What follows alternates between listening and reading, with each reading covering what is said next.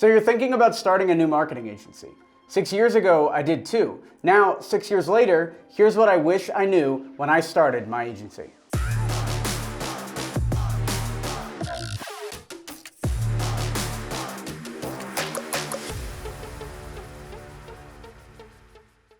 This video is brought to you by Email 10K.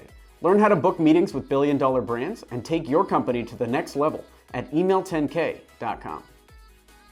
If you haven't subscribed yet, be sure to subscribe down below and you can be notified, ring that notification bell every time that we post a video. We do videos 3 times a week. And then also, if you wouldn't mind liking this video, it really helps with the YouTube algorithm. So just go ahead and tap that like button for the YouTube algorithm. Thanks. I was always a big fan of marketing. I studied it in college.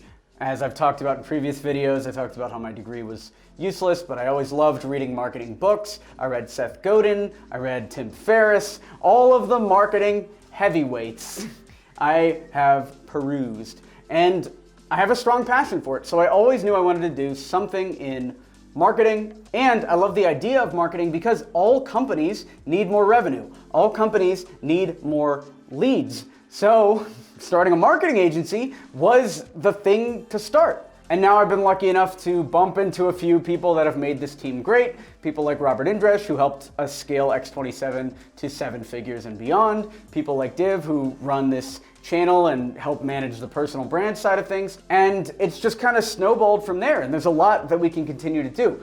But I wanted to do kind of a retrospective video and go through a few things that I wish I knew when I first started that should help you. The first thing I wish I did more of was saying no. That means not working with clients who might be handing you money, but are bad clients. For instance, I did email newsletters at one point for a local cleaning company. They were one of my first clients. They paid me $50 for unlimited newsletters. I sent one newsletter out. It went through a bunch of changes beforehand, and we actually made the guy $10,000 off of a $50 spend. A lot of yelling later, a lot of emails back and forth later. We never got a second email to send, long story short.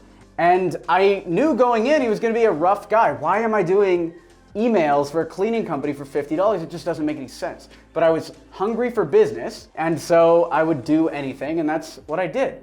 And it wasn't a good move. Fast forward to now, and X27 only works with companies that can use us, companies with a certain amount of revenue, and we even say no to them once they already sign. If after the trial month or couple months, however we want to do the process, it's just not working, we'll end the engagement, even though they might have signed on for a year, because we want 100% client success rate.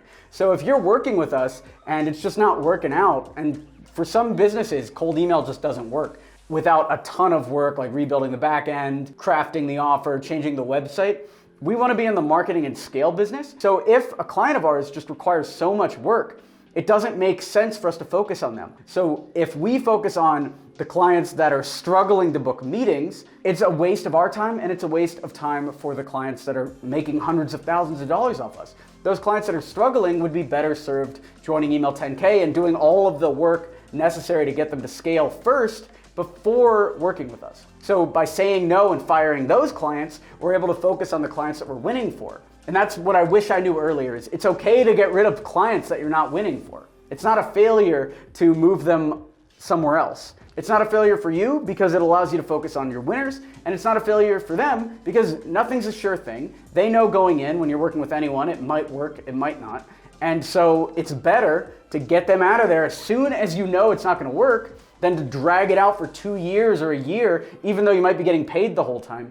It's just bad for you and it's bad for them. By the way, if you haven't already, go check out our other YouTube channel, Crazy Money. It's the greatest sequence of videos we've ever made. It's options trading, cryptocurrency. Div's doing make money experiments in India. I'm doing make money experiments in America. If you want to see all of those videos, go on over to crazymoney.org and subscribe. We'll also link to it down below. You can see our second channel, Crazy Money. Go subscribe down there and let's go. Another thing I wish I knew is track return on investment with your marketing. I am surprised still when we hire marketing agencies, how few of them actually report numbers to us. Every single marketing freelancer should know how much revenue they're driving to their client and how their tasks are affecting that revenue.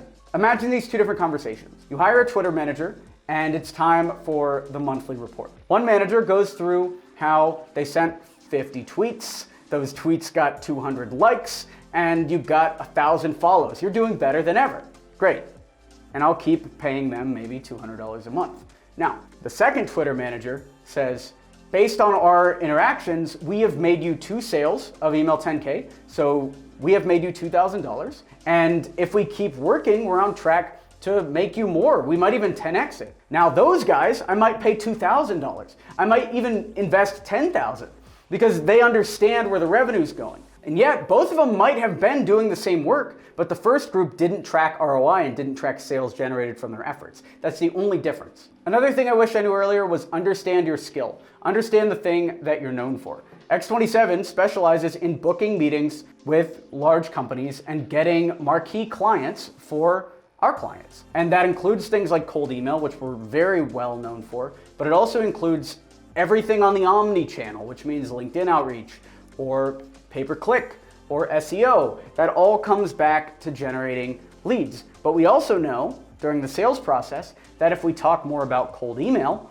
that we're more likely to get the sale. So we know that we focus on cold email for B2B businesses. If a restaurant comes to us and wants more clients, we know to say no to them. If a book author wants to get more sales for the book, we know to say no. We know to say no to them and focus on what we do best, because everyone does better if you succeed for your clients. But there's no reason for us to do that. Any time we spend trying to drive more customers for a restaurant, or trying to get more reviews for Amazon, or even doing PPC for e-commerce, all of that is distracting us from that main goal of getting more marquee clients for our B2B clients. Avoid that. Focus on what we're good at, what the clients know us for, and what we get paid for.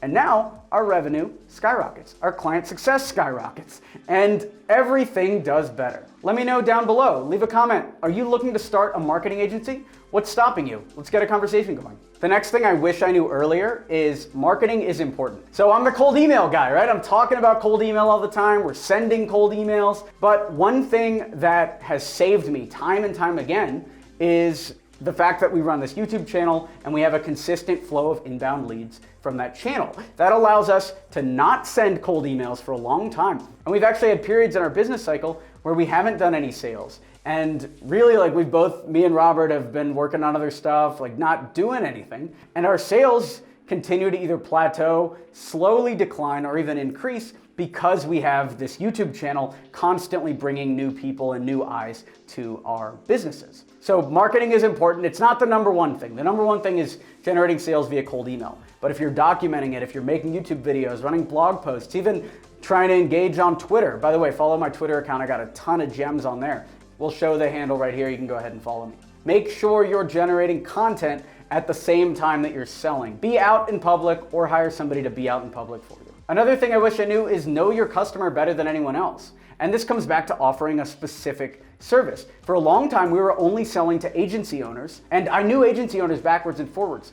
I knew that they had a lot of inbound leads, but they didn't really trust or know a lot about outbound. I knew how to phrase that. I knew how to show our other agency case studies and sell them a specific way. And then we decided to break into other niches, other B2B niches like cleaning and some other stuff that we haven't really talked about too much on this channel, the exact niches. That stuff is in the course. But we learned to talk about our customers' problems in a way that's common. And this also came back to our cold emails. We were able to do 2 big problems for our niche in the cold email and send that to hundreds of agency owners. And all of those agency owners had those same problems. You can do the same thing if you really dig in to what your customer is experiencing.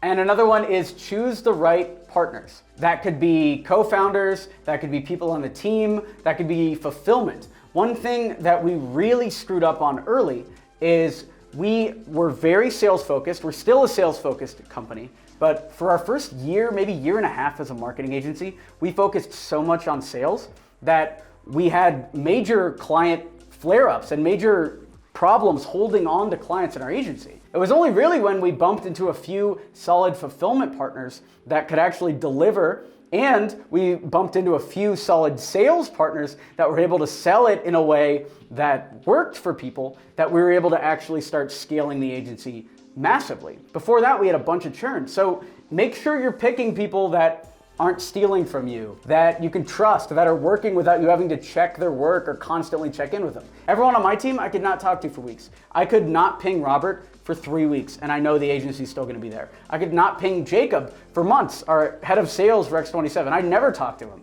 except for recently when we want to talk YouTube, because he has his own channel, which I recommend checking out as well. So these are the type of co-founders where they'll build a business for you, they won't steal, and that's basically all you really need. Robert can trust me. I'm making these videos 3 times a week. Robert never has to ping me and be like, Alex, did you get the video up on Wednesday? It's Wednesday at 4 p.m. Where's the video? He's never had to say that. And I've never had to do the same to him. I've never had to be like, Robert, did you have the sales meeting like you're supposed to have Tuesday at 3 p.m.?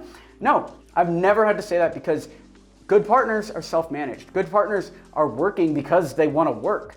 They're compulsively into the business. Never hire people that see your business as just a job. You really want people to live and be obsessed with the work that they're doing.